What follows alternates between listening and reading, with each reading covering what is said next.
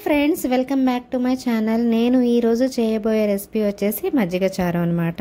ఈ మజ్జిగ అనేది నేను వెన్న నుంచి తీసిన మజ్జిగ అండి. సో ఇది చాలా ఒంటికి మంచిదనమాట, చాలా చలవ చేస్తుంది. సో ఈ రెసిపీని స్టార్ట్ చేసేద్దాం. దీనికి కావాల్సిన పదార్థాలు వచ్చేసి ఒక ఉల్లిపాయ, పచ్చిమిర్చి, అలాగే కరివేపాకు. సో ఉల్లిపాయ అనేది మనం ఎంత చిన్నగా కట్ చేసుకుంటే అంత బాగుంటుంది అనమాట.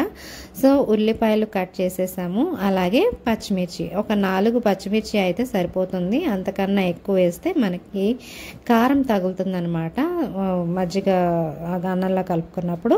సో ఈ ఉల్లిపాయలు అలాగే పచ్చిమిర్చి ఇందులో వేసేసి మనం కలుపుకోవాలి. సో దీంట్లో మనం ఇప్పుడు తాలింపు పెట్టుకుందాము. సో తాలింపులోకి నేను ఫస్ట్ ఆయిల్ తీసుకుంటున్నాను.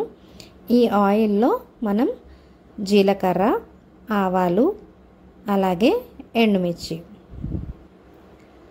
లాస్ట్లో కొంచెం ఎండుమిర్చి, కరివేపాకు వేసేసి కొంచెం పచ్చిశనగపప్పు వేసేసి అలాగా తాలింపు పెట్టుకోవాలి. తాలింపు అనేది మనం మజ్జిగలో తాలింపు చల్లారిపోయిన తర్వాత మాత్రమే కలుపుకోవాలి. సో ఇందులో నేను కొంచెం ఉప్పు వేసి కలుపుతున్నాను. 1/2 స్పూన్ అయితే సరిపోతుంది. సో ఇది తాలింపు అనేది ఇందులో కలిపేసుకోవాలి. చాలా కమ్మగా ఉంటుందండి. మీరు కుదిరితే వెన్న నుంచి తీసిన మజ్జిగతో ఇలా మజ్జిగ చారు చేసుకోండి, చాలా అద్భుతంగా ఉంటుంది. అలాగే ఈ మజ్జిగ చారు అనేది పాలు ఇచ్చే తల్లులకి చాలా మంచిదన్నమాట. సో పాలు అనేది చాలా పుష్కలంగా ఏర్పడతాయి.